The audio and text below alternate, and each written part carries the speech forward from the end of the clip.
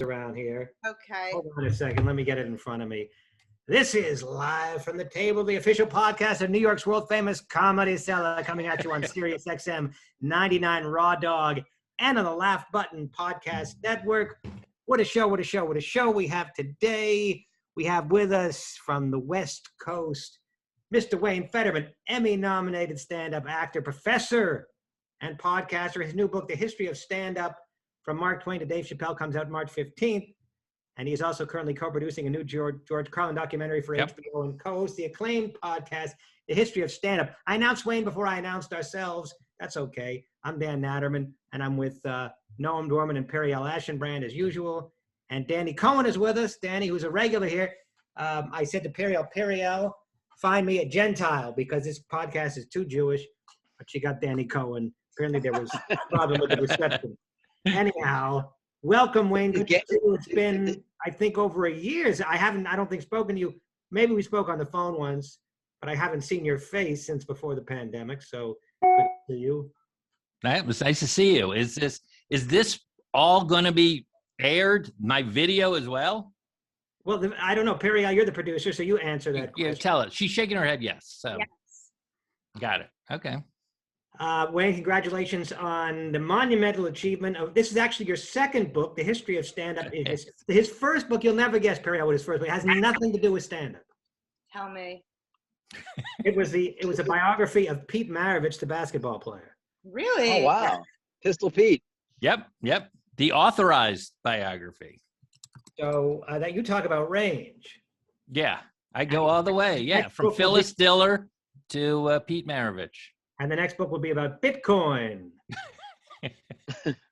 which, by the way, is at $50,000. And I know. I saw. I had a whole Bitcoin, and I sold all but 0.1.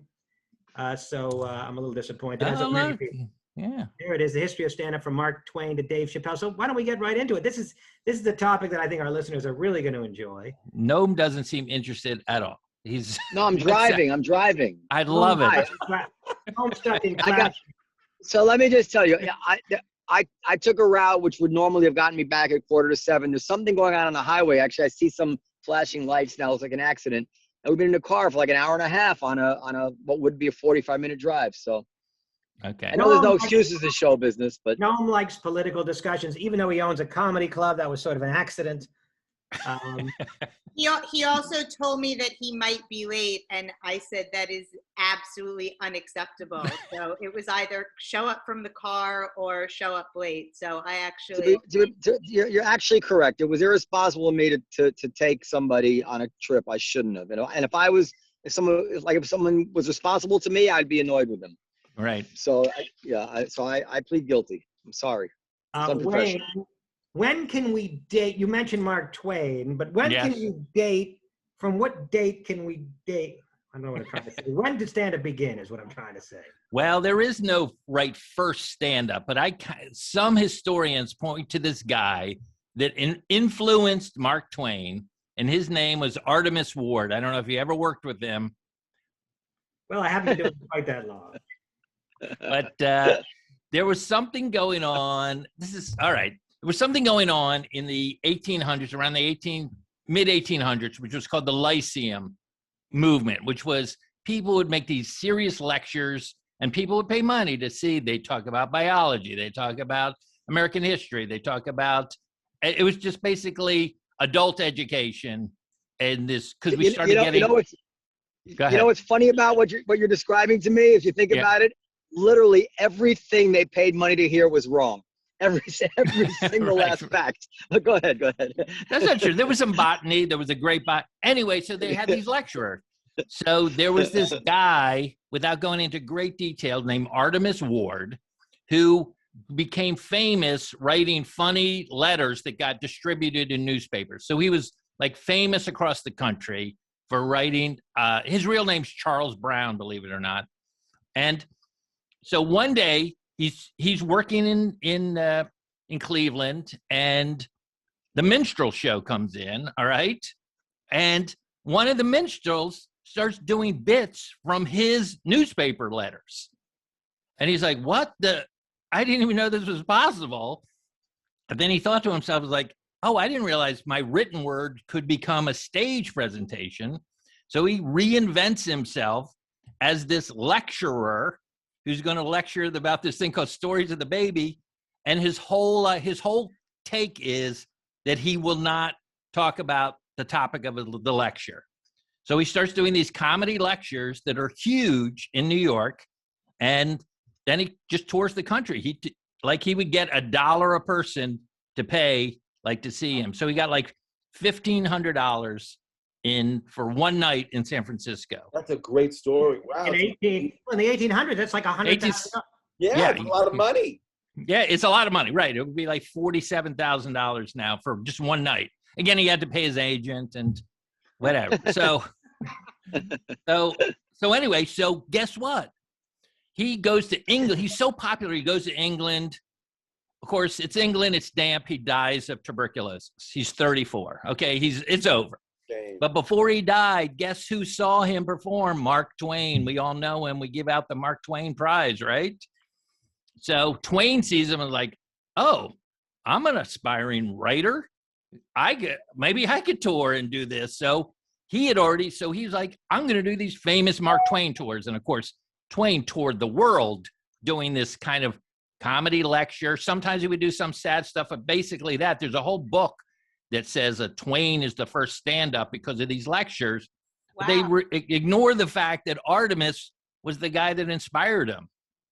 So those are kind of like the earliest, but again, there was comedians, I hate to say it, in minstrel shows as well. So I don't know. No one knows exactly who the first stand-up, but that's, in my book, I have those two as one of the four forefathers. But like, when do you date kind of the modern era where a stand-up just came out and talked about his life and say, the other day I was doing this and my wife was... Well, let me ask you this. Would you count, this is just a question for the whole group, for everyone, even someone driving, is... Well, he's not driving. I think he's stuck in traffic. I know he stopped. I'm looking at his window. It's just, oh no, he's moving a little bit. Would you count Bob Hope as a stand-up comedian? Of course. Oh, yeah. Yeah, well, he didn't talk about his life at all. I don't remember, to be honest with you. Okay. So it all depends. I'll tell you this, though. The word stand-up comedian, the term, didn't come around until 1947. Oh, wow. And so Bob Hope was doing it before then. There was also... Let's hear it. I'm going to get shit for being pretentious for my accent for this, but the French critical theorist and philosopher. Oh, my God. Well, it's true. He won the Nobel Prize for Literature, and he wrote a very famous essay called On Laughter. What year is this? He was born in 1859. Yes. And here...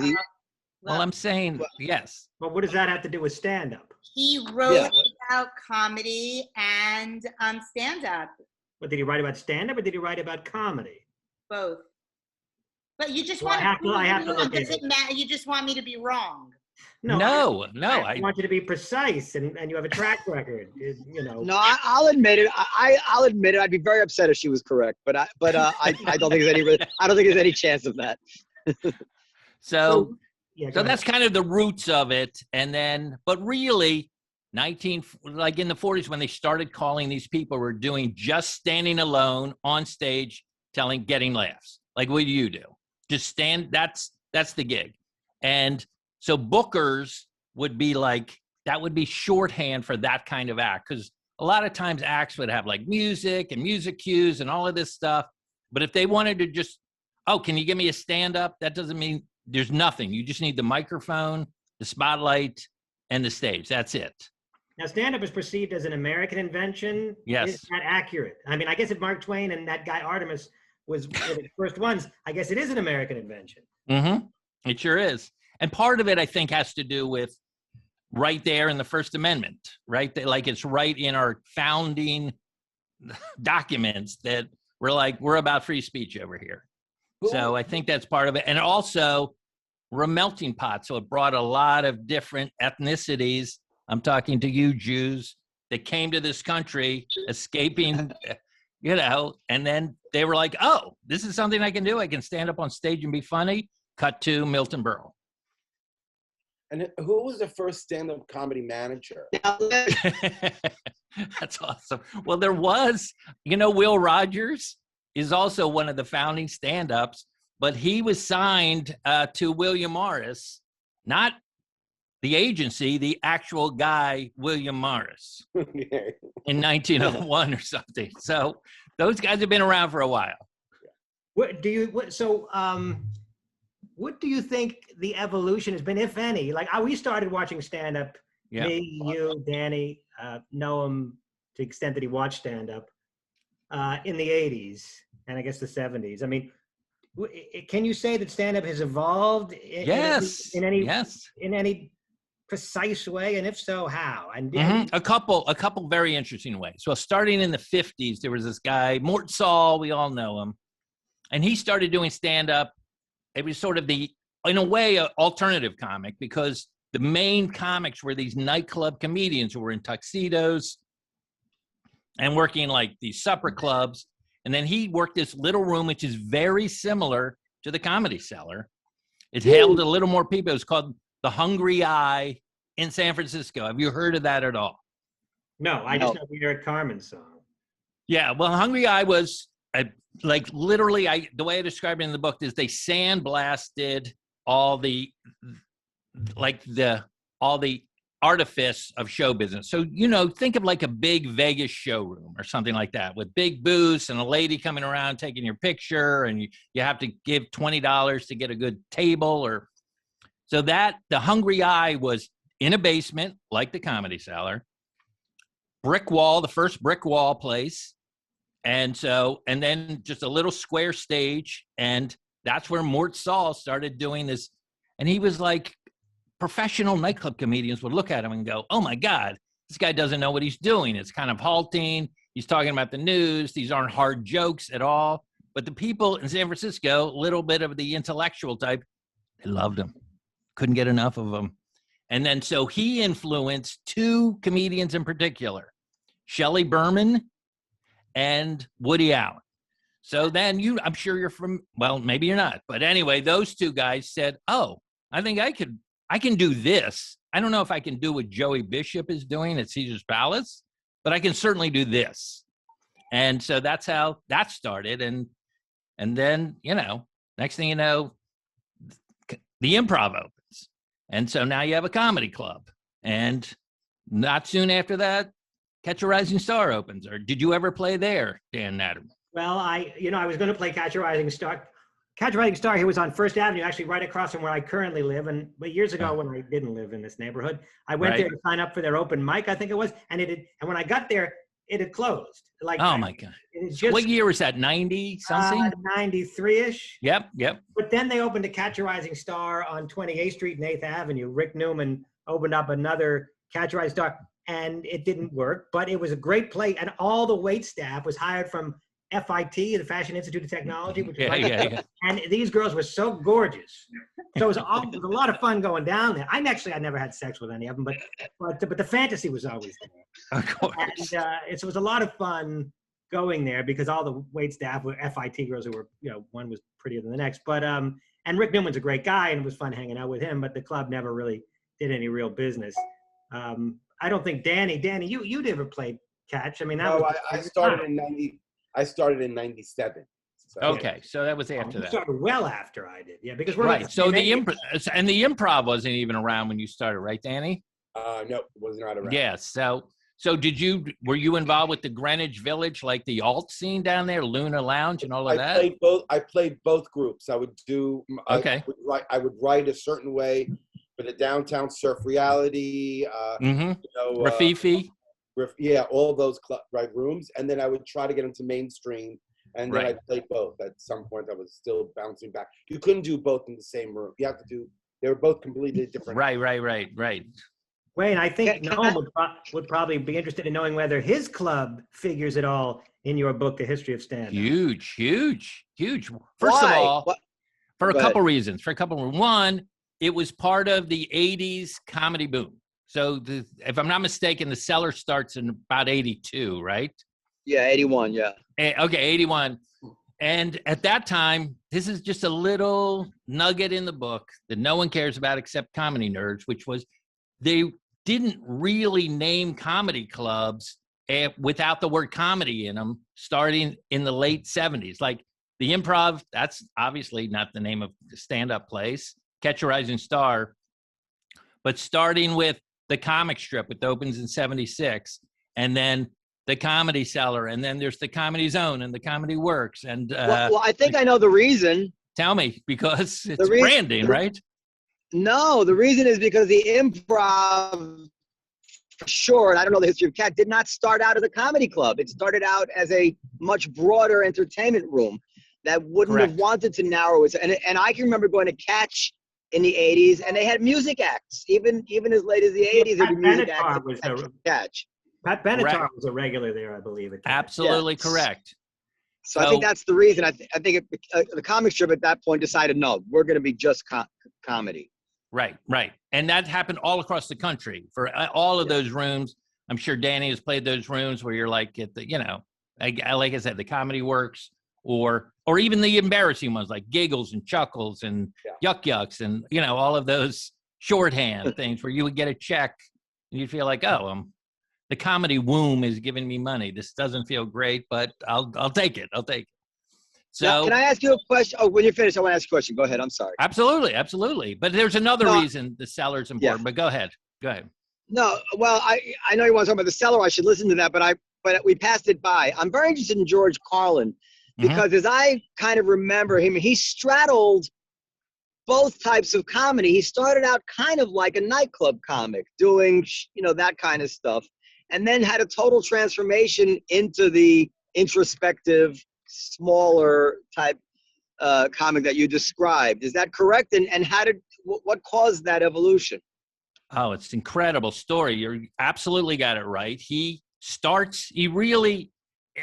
has like this, he was part of a comedy team for a little bit, but he really starts his stand-up career in the Village, working at a place called the Cafe A Go-Go.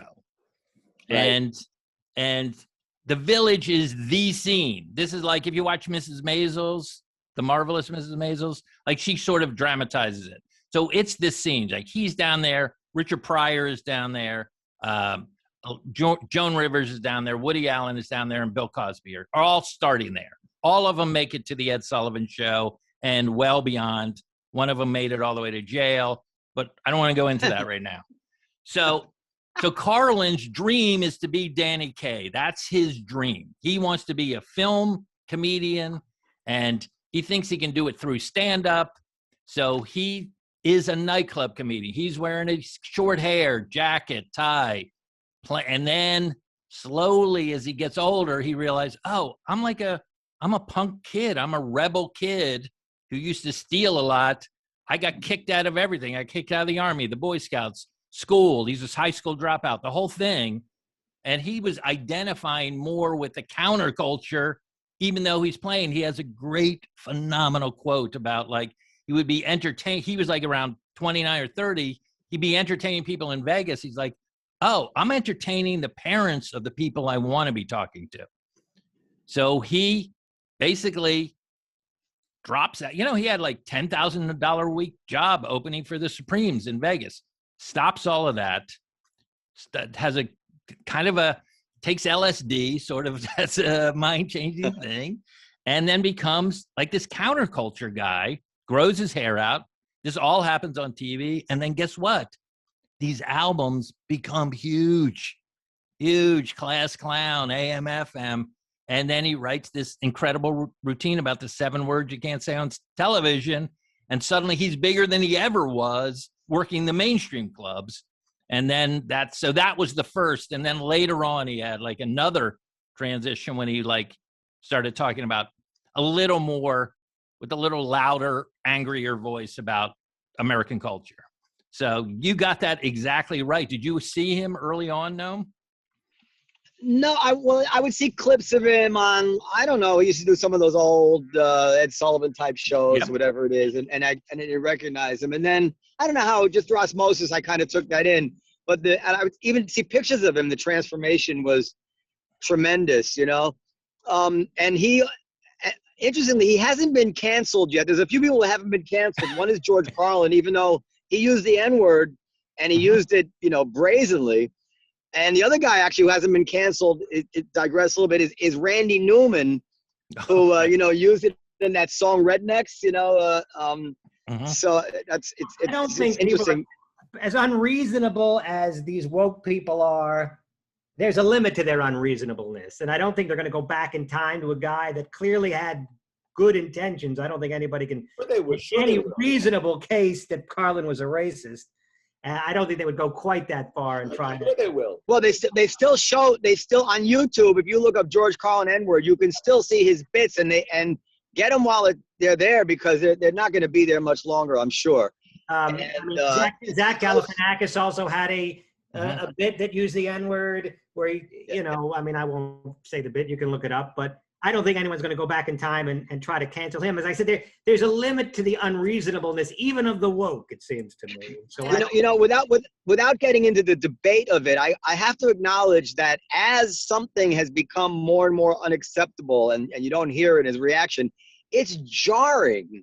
And it's just a Pavlovian response. It's not, it's just syllables, right? And whatever they tell you, but it is jarring to hear people use that word now, when apparently, 20 years ago when we heard it, it wasn't. I just can't help thinking about that, like how just like biochemically something has changed. The word Oriental, as a little kid, I used it to describe people from the Far East.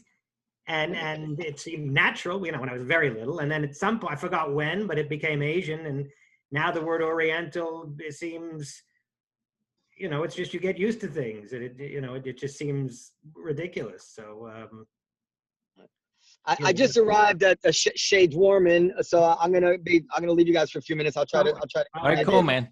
Wayne, why don't you finish telling us about the cellar? You were telling us. Oh, okay. I'll wait for that. I'll wait for that. To talk about the Comedy Cellar history with the owner of the Comedy Cellar. That's what makes this podcast. I know. Well, I get shy about that stuff, but go ahead. Well, the Comedy Cellar. You can run inside and get situated. Well, in a weird way, the Comedy Cellar is tied. The rebirth of the Comedy Cellar, because it was tied to the show Louis, and that was shown at the top of that show, and Louis became the confessional comedian, like absolute, like opening up a vein, like the most embarrassing part of his life, that became the fodder for his bits, and people loved it, and including that show, just the raw honesty of it all. And again, the Village has been around, like part of the comedy scene since the early 60s.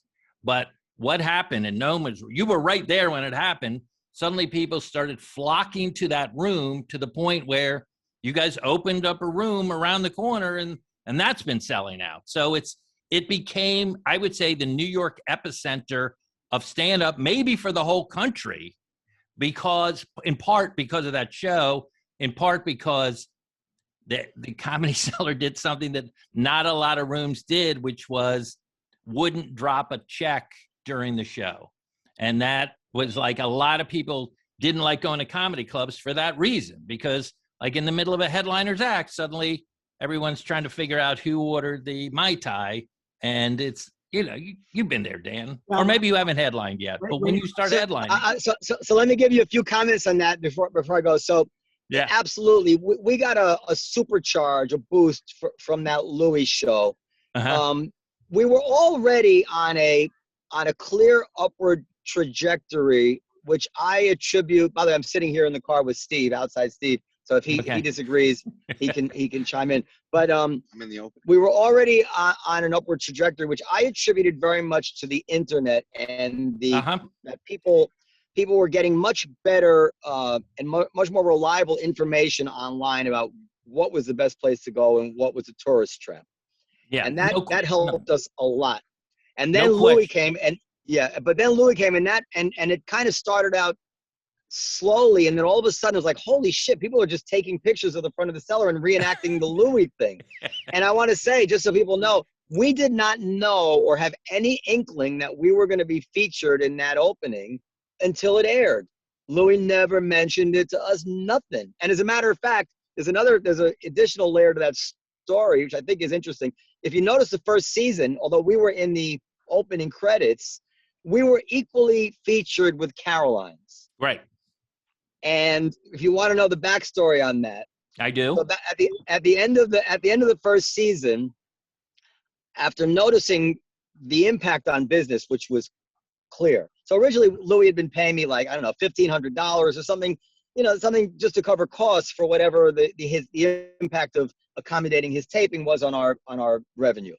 So they were paying us a lot. But then when I saw what it was doing for us, I felt that I was being a chazer, as Jews say, being a pig.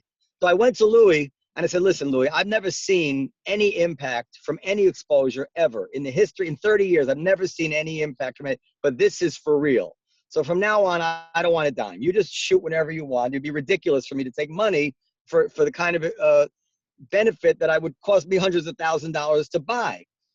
And I think at the very same time, Caroline said, Louis, you got a hit. I think you should pay us more. I don't know that for sure. I don't know that for sure, but I suspect that because the following year, Louis never shot again at Caroline's, and he dissed Caroline's on stage a few times. So something went wrong. So there's a lesson there, it's a business lesson. It's not a comedy lesson. Yeah. Which is don't be a pig. It pays off. So it really does. Can I ask you a quick question? Can I ask you a quick question? About the early, before, like right before the internet really blew up, there was already like kind of a scene down there with you and the Boston Comedy Club, right? Yeah. And to be clear for those who don't know, the Boston Comedy Club was in New York City. I know I call it the curiously named Boston Comedy Club. One time, because I was so used to it and didn't even realize how odd that was until I went on, I think it was Conan O'Brien when he used to do the show here in New York, and he said, our next guest is a regular at the Boston Comedy Club right here in New York, and everybody laughed. And I was like, yeah, I guess that is funny. I'm just so used to the Boston Comedy Club. Right. It's bizarre. But Go ahead, give me a question. No, but I was just curious about that scene. Like, what was your relationship with, I guess, was Kat still running it? And then, like, did you share comedians? If someone didn't show up, would you say, hey, come on over? Was it, because you were so close to each other, right? Well, we were friendly competitors. We definitely would share comedians, and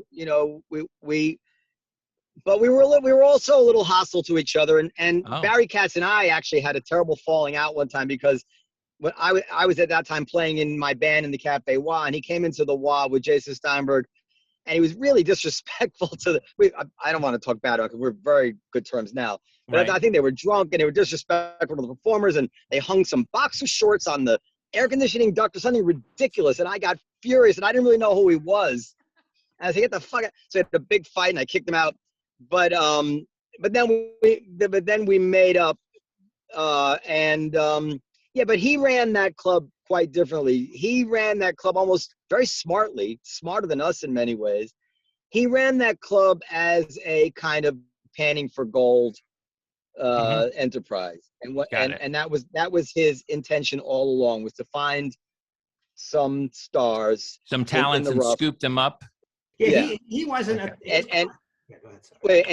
And our philosophy was exactly the opposite. We this is really from my father, assiduously resisted any temptation.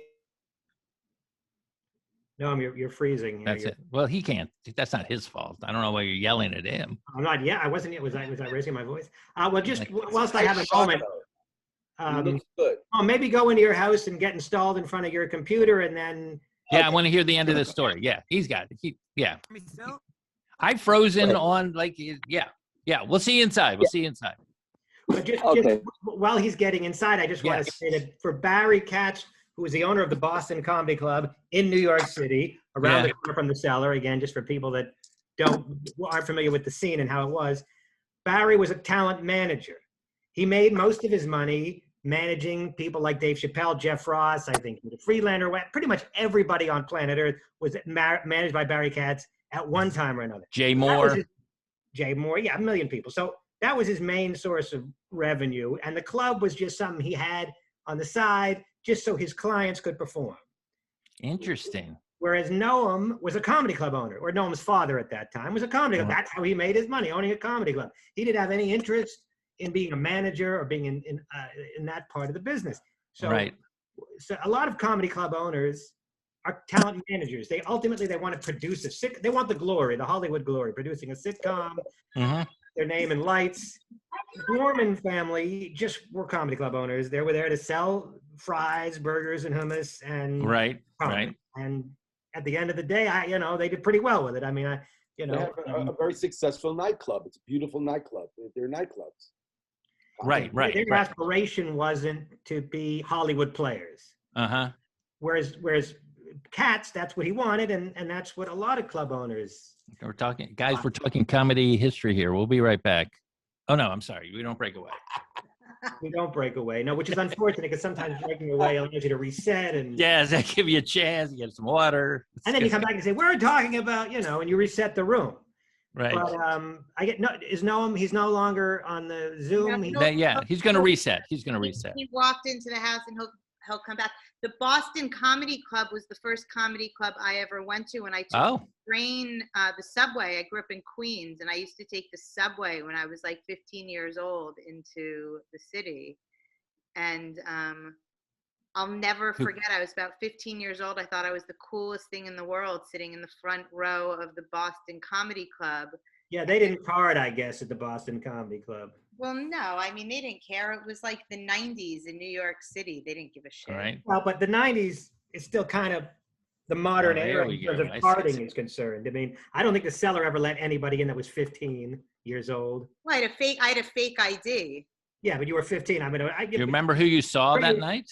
So I was sitting in the front row thinking I was so cool, and there was this young, very funny black guy on stage.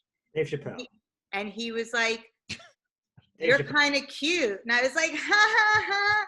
And he was like, "You have any black in you?" And I was like, "What? No." And he was like, "You want some?" And it was Chris Rock. Oh, Chris Rock.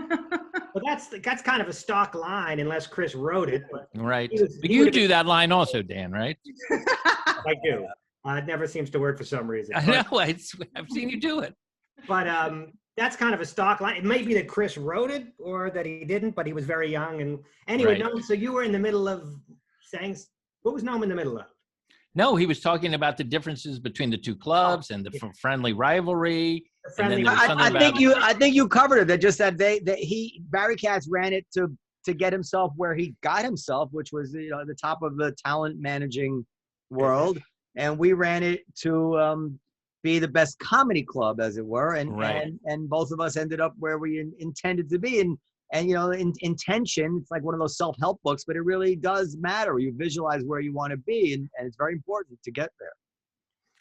Speaking of club owners that are managers, I assume you know Wayne. It's too late to put it in the book, but Richie Tinken died this week. He was one of the founding owners of the comic strip here on the Upper East Side, where I live.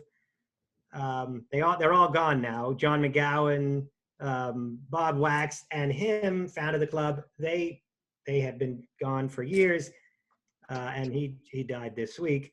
But he was Eddie Murphy's manager and Adam Sandler's manager. But he was Eddie's manager during the time when Eddie went from unknown comic to SNL star to movie star. Right. And he even has a cameo, Richie Tinken does, in the Party All the Time video when Eddie Murphy briefly became a pop artist. He's also seen in the Delirious special. Yes, and he's also in the last scene of Beverly Hills Cop 2, where he plays like some rich Beverly Hills person. Did you, Noam, did you ever meet Richie? I think I did, but I didn't have much interaction with him. I think he came in one time as an old man. But Noam was the opposite of Richie. Richie was a hardscrabble guy from the Bronx or something. Yes, He left home at 13. He became a bingo hall manager or something like that, and a bar owner, and ultimately the comic strip. Whereas Noam, the finest schools, Tufts University. The hard scrabble part of the Ivy League, though, Dan. Well, UPenn Law, very, very different. But they both wound up comedy club owners.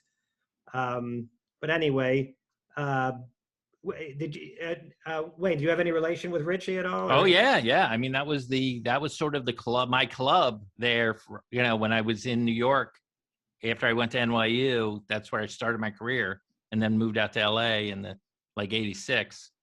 But was he in the book or the club in the book? The comic strip is just mentioned. I don't mention his name or anything, but my one crazy memory of Richie Tinken was, at the height of that Eddie Murphy frenzy, and it was a crazy frenzy, that one night, I guess he was drinking, and then he went outside in front of the comic strip and was driving golf balls down First Avenue.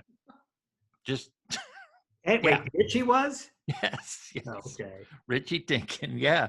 But well, he was the king, I guess, of the Upper East Side at that point. So yeah, it was pretty crazy. Excuse me, Second Avenue. I don't know why I said First Avenue. Yeah, it was Second Avenue. Okay, you said First Avenue because First Avenue goes down, and that's where he was driving. Right. I was thinking because of Catch a Rising Star. No, it was on First Avenue actually goes northbound. Yeah. So he was driving them. Yeah. So, but he was, I don't know. He was a very interesting guy, and I remember he would make the schedule. Noam, I don't know, you don't make the schedule, but he would make the schedule on like Sunday night, and all the comics would be gathered around. There was no cell phones at that point, and he'd make it at the end of the bar, and then he'd kind of throw the clipboard with the schedule as it slid down the bar, and he would just say, "Read them and weep." That was his. Well, he just a bunch of desperate comedians. It's got to be the worst. I'm going to ask Noam about that. Like, what is that pressure of like everyone wanting to play your club and having to say no? How hard is that emotionally for you?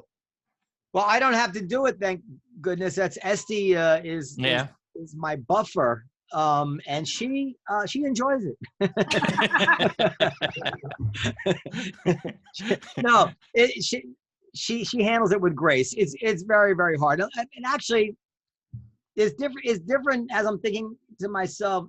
There was a time when it was hard because there were people who were just delusional and not that good, and they never got a laugh or be marginal, and you had to let them down easy. And now it's hard in a different way because everybody's so good.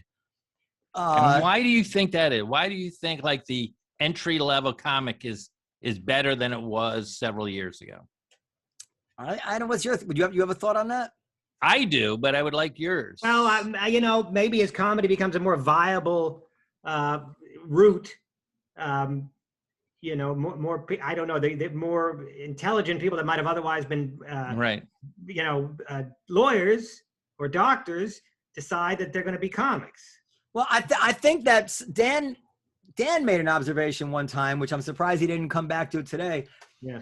Which is that the comedians are older than they've ever been, and that would seem to imply that they've accumulated. The good comedians have been able to make a living. A middle-class living where they weren't able to do that. So they stuck around in the business and the talent accumulated. And I also think that we're living in a golden age of comedy quality. And I think golden ages are unpredictable and magical. We've seen them in music and in sports. And I think there's just like when you have people like Chappelle and Rock and Bill Burr and Louis C.K. and all at the same time, there's just a little coincidence to that, I think. But I don't, maybe there's other factors. What do you think? The internet? I don't know. There are recipes. I mean, there are recipes for comedy. So you just have to figure out what the recipe is. Like chef, it's like being a chef. You can learn how to cook, and if you're good and you like food, you can become a great chef, because now you just go on YouTube or you go on Food Network, and you can sort of figure out how to become a chef. And you can figure out how to become a comic. There are recipes. There are probably like 2 or 3 different categories of stand-up, and then you find one that works for you. And then you have to have timing. But a lot of people have timing. I have a lot of funny friends that aren't stand-up comics. They're hilarious. They just don't make it. They don't make. I think that what I had brought up before and neglected to bring up this time might be the best theory, is that the comics are just more experienced than they've ever been.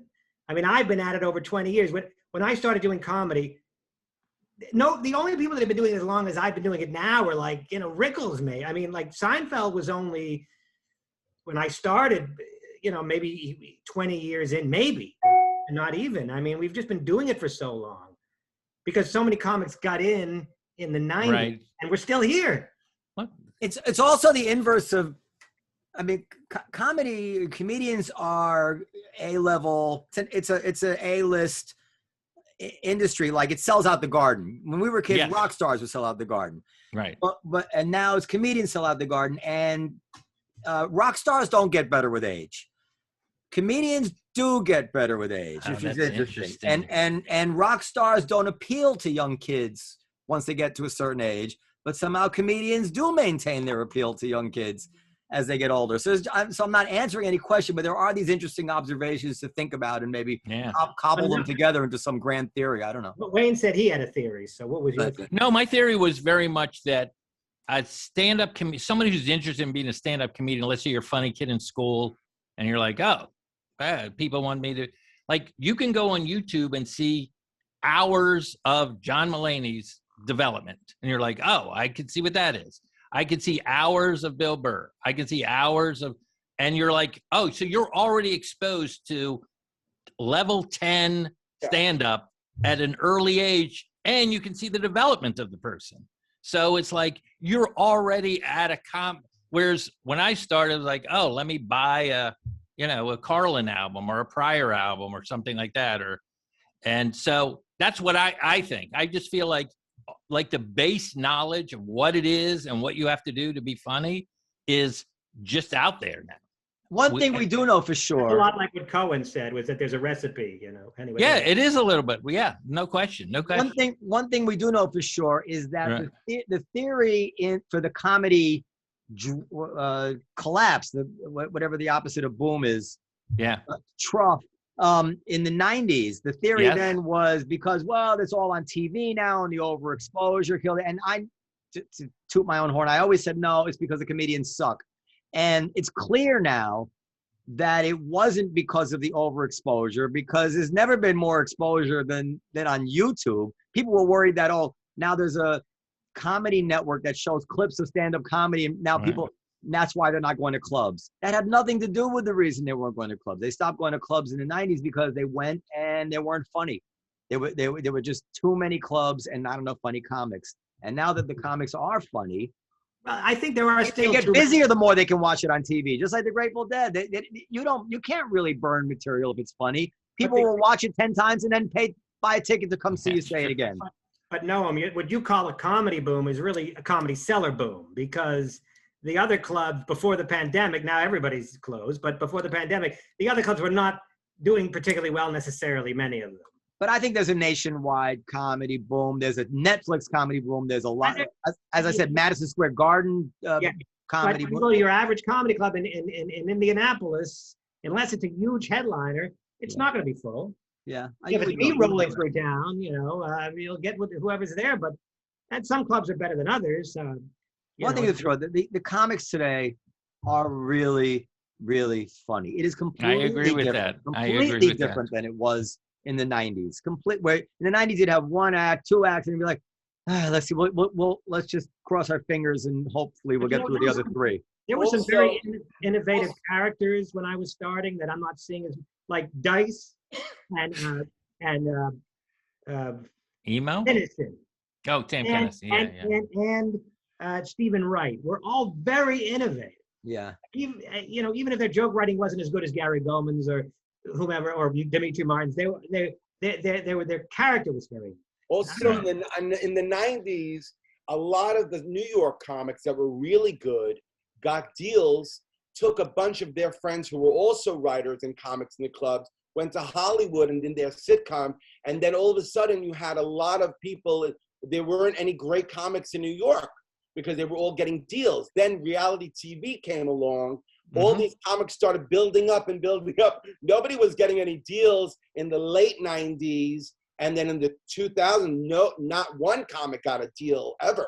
Like, it was like 6 years went on where television didn't give any development deal to any comic. So they all built up, and then there were a lot of comics. So now there's a lot of great comics in New York City. Whereas in the 90s, they all went to Hollywood and took a bunch of writers with them, a bunch of other comics. So there was a mad exodus to Hollywood with all these sitcom deals. Yeah, that's a great point, Danny. I'm going to read a little something from my book. These are just 90s comedians that got not only shows, but shows on the air. Ready? Yeah. Here we go. Margaret Cho, Dice Clay, Anthony Clark, Dave Chappelle, Sam Kinison, Greg Giraldo, Sue Costello, Richard Lewis, Tamayo Atsaku, Ellen DeGeneres, Drew Carey, Chris Rock. I'm just at the E's at this point. This list goes on and on and on. Campanera. With them. Yeah, so there was a boom for that kind of thing. So that might have been the reason there was maybe a dearth of comedians in New York at that time. Yeah. So like, and also I feel like partly in when Letterman came back to New York, I think also that helped kind of start a renaissance of like, oh, I can be in New York and I can do an 11:30 show instead of having to be out in LA to get the Tonight Show. Let me ask you this, no? Like when Macaulay, do you remember Jim Macaulay was booking the Tonight Show? Did he ever come into your club? No, I don't believe he did. We were never good at getting into that pipeline for the Tonight Show. I think that when Ray Romano got his Letterman spot, I think through the Comedy Cellar, that was the first time really that we had been involved in that sort of thing. Oh, interesting. Yeah. So I'm just saying it wasn't, and now I feel like New York is, like I said, an epicenter. He was a huge event for us. Ray, big, very big. Yeah, because he was the first really guy who identified himself publicly with the Comedy Cellar, who became a mega star like that. By the way, Wade, I'm keeping a close eye. Your book is out on the 15th. Is that correct? Yeah, Ides of March. I will be keeping. That's right, the Ides of March. I will be keeping a close eye on your book sales because where you goeth, I will follow. Because I wrote a book myself. What is it? Tell me it's not the history of stand-up. It's a novel. It's a novel. Please, God. It's a novel about a comedian. But it's about a stand-up. Of course. Well, not of course. I mean, originally I wanted to not write about stand-up because I'm like, no, I want to do something different. But then I thought, well, A, that's what I know, and B, there is a market, a niche one perhaps, but some market where people have just did. So the point is if your book becomes a runaway bestseller, well, which you're laughing at, so that's not a good sign. But I'm interested in knowing what the market, like my book, I'd like to think is literary in some way and would appeal to but it would especially appeal to people that are into stand-up. So I look to your book and see how many comedians are out there is the question. I don't know. We're going to find out. We're going to find out on the 16th of March. Yes. We'll know soon enough. And it's right there on Amazon. You can't hide your book sales from that place. And also, can I ask what era this comedian? Present day. Oh, present day. Okay. Is he New York based? Not the history of. Believe me, I'm not stepping on your toes in the slightest. There's no history here. Okay. Does he work? Does he work the Cellar? No, but he does work at the Comedy Den, which is based on the Cellar. Oh, okay. And tell me about the guy who runs the Comedy Den in your book. Oh, God. He happens to be a former lawyer that likes to talk about politics. He's, the owner of in my book, the owner of the Comedy Den is the closest to real life guy. I mean, he's the person I've ripped off the most because I knew Noam wouldn't mind because he's not in show business. Like other comics would be like, hey, what the fuck? You're taking my character. You stole my essence. But Noam doesn't care. Noam would be happy for me. I'm flattered. It's nice. So anyway, I'm you got to market the hell out of this though, Wayne. This shit doesn't sell itself. I mean, you got to go on podcasts and. I am doing doing podcasts. Thank you, by the way, for inviting me to this. This was very Periel. I don't know how you even found out about it. So I'm doing some podcasts. Hopefully some press in some newspapers if anyone cares, but that kind of adds a level of like authenticity to the project. And I'm going to be going on Jimmy Fallon. Oh, that's amazing. So I'll be Fallon, or you're just going to talk? Say it again? So you're doing a set on Fallon? No, I think I'm just going to sit down like a pretentious author. How do you think I'm going to do? Damn. How do you get on Rogan? That's where all the money is. Rogan, Yeah. That's for the books. And Marin. You can get on Marin, too. Marin, I'd love to get him. I'd love to get him. For Marin. Why Well, would I know. Marin knows you, right? I mean, you guys. Yes. Yeah. I'm very close. Well, it hasn't happened yet, but it's in the works. Let me put it that way. Do you have any blurbs? Do you get any blurbs for the book? Three. Who blurbed you? Two people I don't think you're going to know. One is Journey Gunderson. She's the executive director of the National Comedy Center. The other one is Cliff Nesteroff. He wrote an amazing book called The Comedians. Mm-hmm. And then Judd Apatow. He's like a comic who wants to direct. Yeah, I've heard of him. Right. Now, I read a lot of blurbs. Comedians write books, mostly memoirs. Yeah. Our own Periel Aschenbrand wrote a memoir. But a lot of comedians write memoirs, a couple write novels, mostly memoirs. But a lot of the blurbs on these books, it's clear whoever wrote the blurb didn't read the book. Right. You read a blurb like, I don't know, who wrote a book? Tom Papa wrote a book. I don't know what the blurbs are, but theoretically or hypothetically, somebody writes, Tom Papa is always funny every time I see him. All right. It's just a vague thing about Papa. But what about the book? If you like it doesn't matter. The blurb is really you give the blurb to your agent, and then that helps the agent sell the book to the publisher. That's really what the blurb is for. The blurb doesn't help sales to the consumer. I don't think it does. That's why I didn't make it a big part of my campaign. But we're going to say I do think the story is compelling, and I do think there's an interest in stand-up in a big way. And have you followed? There's a she's got her master's degree, and she puts up videos kind of pontificating about stand-ups and stand-up comedians on YouTube, and she's pretty compelling, and her research is... How many views is she getting? Now it's all about views. I know, not a lot yet, but it's, I don't know, who knows? It's interesting. Katie Mears is her name, but... I'm going to write that down. That's the wrong question, Dan. Katie Mears? I love that you get yelled at by your... For any of you, I don't know. So we... She's a shrew, Wayne. She's a shrew. Go ahead. No, I liked it. By the way, we've almost done it. Wayne, I don't know if you have time constraints. I'm good. I'm totally good. But there are some interesting things that happened this week outside of the comedy world. Yes, let's move on. Yes. You might want to get to. I know Noam loves to talk about politics. I haven't got much time, Dan. Get to. I'll do one.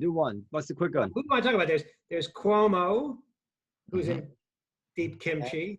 Give us multiple choice. Like what? Top three. Well, there's Cuomo, and then there's Dr. Seuss. Want to talk about Dr. Seuss? No. Yeah. Let me hear the third.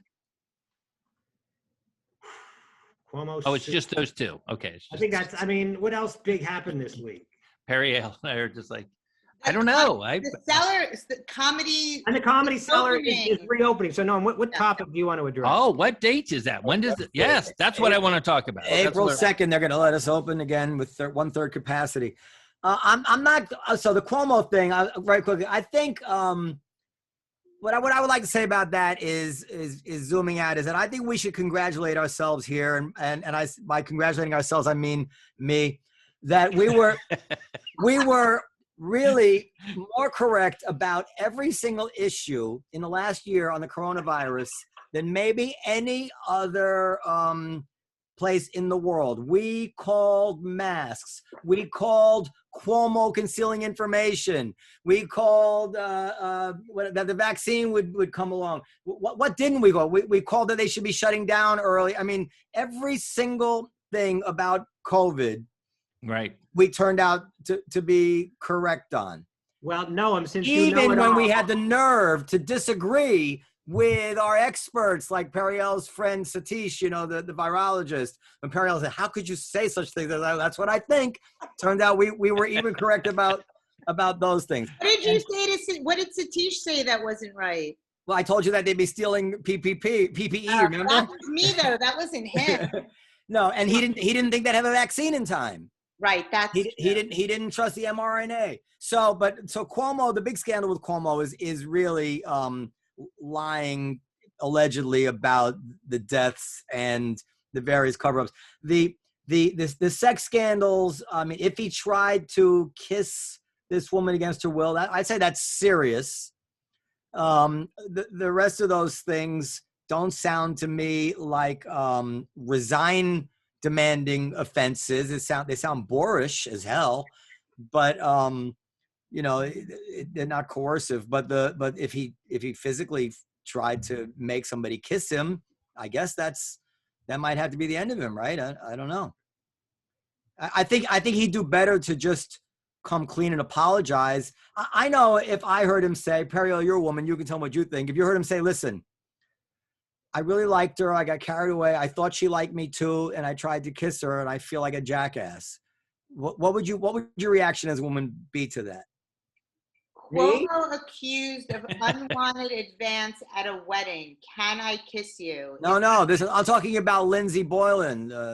Yeah, what we know her, don't we? Hasn't she been on the show? I don't know. I'm not really. So what's the accusation here? That he tried to kiss somebody that didn't want to be kissed? He tried to kiss her. At the wedding, he's not an employee. He tried to kiss. I mean, that's. I mean, I'm not defending it, but I don't think that's the main thing here. I think it's the people who work for him. That's much more serious because they have, to use Louis' word, a dilemma. When they know that the boss is interested in them sexually, they have to figure out how to negotiate that dicey situation. And Periel, you've probably had to negotiate that situation. I've usually just fucked the boss. It always seems much easier. That's one way to handle it. Okay. And rise to the top. Option A. So that's Cuomo. I mean, That was Mr. Potato Head was in the news. Yes, but listen, we said on this show that I said that Cuomo had a very good bedside manner that was fooling everybody. It had nothing to do with his competence. You remember people were outraged that we were saying this. I was outraged. I don't recall outrage. I recall you saying it. Yeah. I mean, look, I don't know the specifics of it. It's hard. It's hard to judge that stuff. Now, what about Dr. Seuss? Quick, what did Dr. Seuss do? Is this a wedding? Unwanted sexual kissing, trying to kiss somebody at a wedding also? I don't know what does that mean? Somebody tried to kiss you against your will. I mean, Like when you go to France, they're going to kiss you. No, he said he's at the wedding thing, and the wedding was not somebody that worked for him. He put his hand on her back and said, I want to kiss you. And wait, this is Dr. Seuss did this as well? I'm sorry. He came on to a girl at the wedding. He harassed. Yeah, no, I got that. No, I know. He came on to a girl. Lunge at you and kiss you 4 times. They just come at you. They don't even ask. He came on to a girl. Anywhere in France, they'll kiss you in a tree. They'll kiss you in a bed. Could not. In France, they kiss you on the cheek. They kiss you on the on each cheek. And in France, apparently they write a lot about comedy history too. That's what I learned today. Now, what did Dr. Seuss do? Dr. Seuss, apparently 6 of his books out of I think he wrote 60. I didn't know it was that many. The company that Dr. Seuss Productions, or whatever it's called, the company that owns the books, decided to cease publication of 6 of the books because they have racist language and or imagery. One of the books, the only one I've seen, is it says a Chinaman eating with sticks, and it was a picture of a Chinese guy, kind of like he's got like a traditional Chinese garb on. He's got like one of those cone hats and like a traditional Chinese garb, and he's got a long ponytail. Right. And he's got chopsticks. And so the issue is the word Chinaman, which is obviously an outdated word that we don't use anymore. Right. And some people had a problem with the image itself. Can you see it, Noam? You could probably find it. No, I wasn't looking. I was looking. There were some other things. Yeah, no, there's been a long kind of history of him with those, especially during World War II. He did some more propaganda cartoons that. So that were the World War II. He was anti-Hitler, but he did before he was Dr. Seuss, and I think it was got him in trouble. But he did some cartoons like this, his kind of mocking cartoons of black people. I will take it off. I don't know if you're allowed to show that, but that's what he's in trouble for. So of course these are disturbing images. And I imagine that they were. This is the Chinese one we're seeing right now. Yes, I see it. I don't know that actually. I'm not sure why that is racist. I mean, I've seen pictures of movies of Chinese people that. Breakfast at Tiffany's is famous for the guy on the second floor. It's Mickey Rooney. Mickey Rooney. The guy. I mean, I don't want to say anything wrong, but that looked. I mean, if I could imagine a Jewish guy like that doesn't look that bad to me. The images, I think, what's really the subtext here is that he did these clearly racist cartoons back when everybody did this kind of stuff, and he did it, and it got him in trouble for that.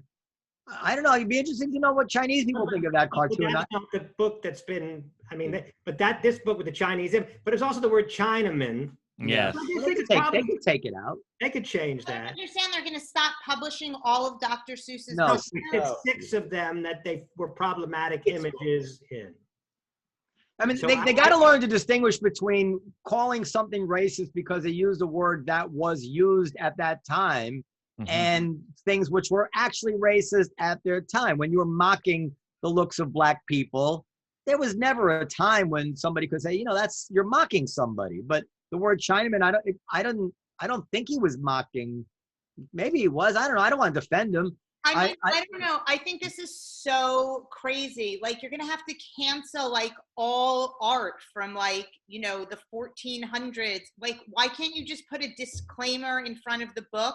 I mean, you're going to stop publishing, I don't, like, Mein Kampf is going to keep going out there, though? Like, I don't understand. Well, look, the ultimate difficult example, all roads of this sort lead to Huckleberry Finn. Yes. And nobody's quite figured out if you think Dr. Seuss was bad, Well, I think the difference is, if there is a difference, is that Dr. Seuss is aimed at children, whereas Huckleberry Finn? Huckleberry Finn is aimed at young adults, I think. I mean, nowadays, first of all, is anybody reading Huckleberry Finn? You read it for school, but not anymore. Not anymore. But Dr. Seuss is for children. So you can explain to an adult in an English class. We read Huckleberry Finn. I guess in 10th grade. You can explain to the kids, look, this is how it was back then, and this is the words that they used. And you can't explain that to a 3-year-old. 3-year-old, or a 4 or 5-year-old, you're reading Dr. Seuss to him. I think he's more impressionable, and so I think that if there is a difference, then that would be the difference. So I think I've said this before. I have a take on the Huckleberry Finn thing that most people would expect from me. I think they shouldn't read Huckleberry Finn in high school. I think the dynamic of a classroom of white people and black people together, and N-word Jim and all. I don't think Huckleberry Finn is racist. I think what we know about it, he was actually writing a comment against racism in the scheme of the book. But there's so many books out there, and it's awkward, and we don't have to dig in. If I were a black parent, I'd say, why do you, of all the books, you got to read that book? Right. And my son has to read this passage out loud. Yeah. It's like, enough with Huckleberry Finn.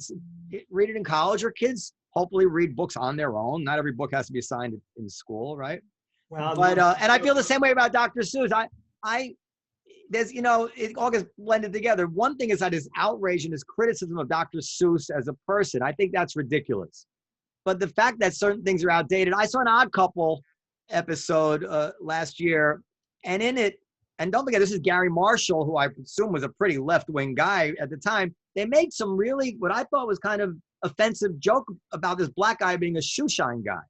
Like, the joke was, you're black, so you probably shine shoes, And I'm like, well, it just, I don't know. First of all, it's hard to believe they thought that was okay back then, but they did. And I don't really have a problem with them cutting that scene out to show at dinner time to black and white families both. It's like, I saw an episode of Happy Days. Yeah. I guess I saw it on YouTube or whatever, but there was a scene where there was this black kid from the school that Fonzie and Richie knew, and they wanted to set him up with a girl, and Fonzie said something like, where do you know a Negro girl, or something like that? So, or I think they used the word Negro, but whatever it was. But the word Negro is one issue. The other issue is they didn't even, the notion was that him dating a white girl was completely not possible. Yeah. Because they said they want to set him up with a girl, but we don't know any black girls. So I don't know. I mean, that's probably how it was back in the 50s. Yeah. Or it might have been how it was in the 70s. Where, I don't know whether they were trying to make a statement about the 50s, or whether they were talking about their own view of things, and that they didn't think a black guy should date a white one. I don't know, but I'd have to talk to was Gary Marshall too, I think, Happy Days, right? So Yes. if he were around, I guess I'd ask him about that, because it might have been in his mind, like, of course you can't set her up with a. And it should be said that Dr. Seuss then later, somebody mentioned to me, but I think it's true, that he wrote some books which were pointedly critical of racism, So I don't know. I think Dr. Seuss was probably a good man, He was a genius. I mean, is there any children's book author that can hold a candle to him? No. Not that I really know that world, but maybe the guy with the giving tree. What's his name? L. Silverstein. I mean, Dr. Seuss's books are a little bit annoying. Oh, Periel. All right, I have to go. Okay, man. So it's been good. Thank you, Wayne, again. The Ides of March. This was a great episode. Yes, it was. Thank you. Thanks, brother. The Ides of I want March. to say one thing before you plug it. I told this to Wayne after. Okay, Periel, go ahead. Oh my God, I hate it when he fucking does that. Wayne, your character on Curb was one of my all-time. Oh my God! Thank you so much for remembering. That's nice. Also, I play one of the worst guys in the world. He was also in Legally Blonde, if you recall. All right, we don't have to do all the credits, but thank you. That's very nice of you to say. But, and really, I was shocked you guys. Anyway, thank you for reaching out. I love doing it. March, you can pre-order now, by the way, right? You can pre-order it right now. Yeah. It's available Kindle, hardcover, or both? Or Kindle soft cover and on something called Audible, all probably on the 15th. The Audible might come out on the 17th because we're having some issues with that. Okay, so do you read it? Yes, unfortunately, you have to hear this voice. Voice. Can you handle it? Not great. I think it's good. Andy, what do you think? It's a good voice. Oh, thank you. So Amazon.com, The History of Stand-Up by Professor Wayne Fetterman. From what to what? From racist Mark Twain to Dave Chappelle. Right. They both use the N-word. And beyond, I guess. Yeah. Maybe you ended Chappelle. And podcast@comedyseller.com. You can email us with comments, questions, suggestions, criticism of the constructive kind or of the destructive kind. We prefer the constructive kind. Thank you, everybody. We'll see you next time on Live. Bye, everybody. Okay. I'm leaving.